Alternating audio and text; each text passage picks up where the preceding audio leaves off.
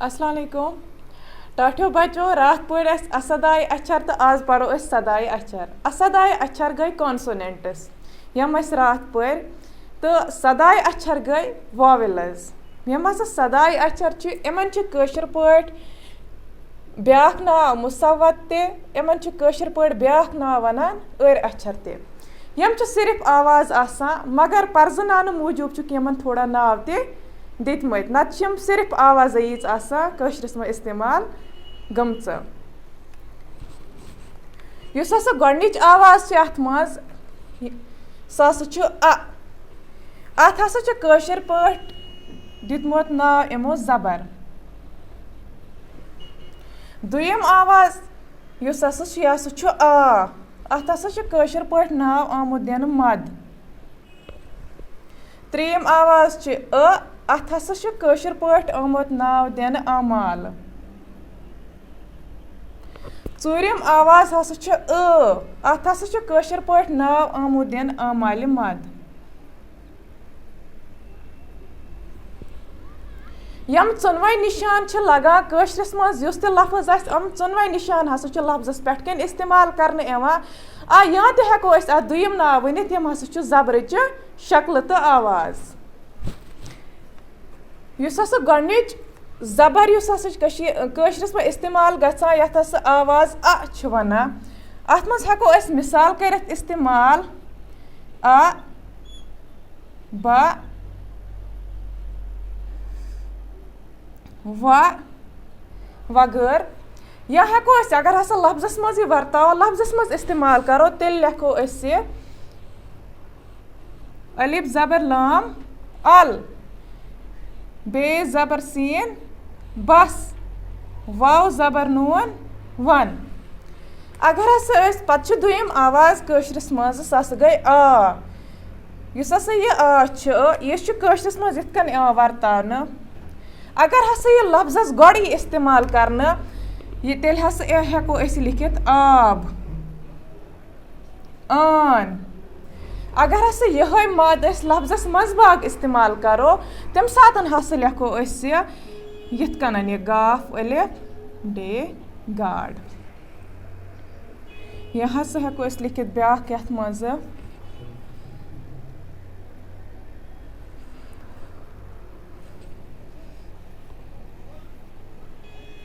सोद अलिफ साफ।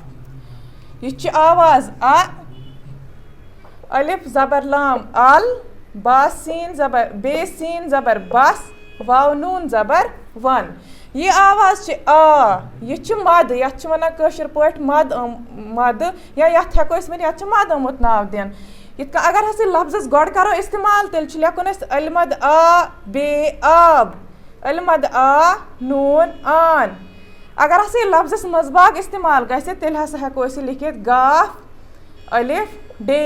यह अलिफ लिखन मगर यह अम सात ऐज आवाज दिवान तो तिस पर हसा हेको वनित यह गाड तो यम जान गो यह पत साफ। अम पत जबरि हज त्रेयम शक्ल या त्रेयम आवाज अत वनो आमाल।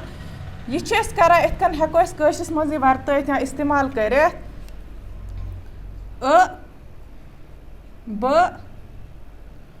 स वगर। या अगर हसा कुन लफ्जस मज इस्तेमाल करो हसा हेको लिखित गर लिखान कशरस मज गर या लिखान लर या लिखान नर या लिखान अच। यह लफ्जस में पेट कन इस्तेमाल करना तो यह जबरि हज अड़ी आवाज दिवान। अम पत चूरिम यथ वन यथ नाव आमुत दिन आमल मद। यह लफ्जन मज इत कन वर्तान इत कन लिखो गड़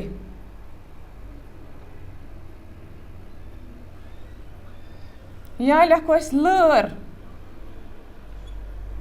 या लिखो यह गर अत बनाओ गर नर अत बनाओ नर।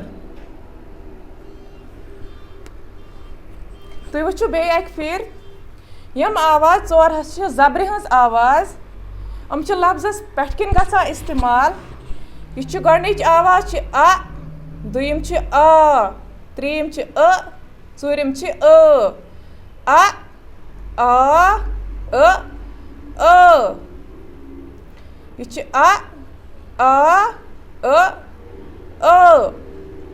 यह लफ्जस में वर्तान यन अलिफ जबर लाम अल बे जबर सीन बस वाव जबर नून वन युस हसा मद या वनो साउंड युस इमिच आवाज न आ यह लिखित अलमद आ बे आब अलमद आ नून आन गाफ यह जान अच आवाज दिवान यह अलिफ गाफ अलिफ पढ़ो यह आवाज दिवान गाफ अलिफ बे गाड़ सौद यह जान अच आवाज दिवान इस पर लफ्जस मजबाग वर्तान लफ्जस मजबाग इस्तेमाल करान तम सात मद त्रावान पे कहें तम सात अच आवाज दिवान इत गो यह साफ त्रेम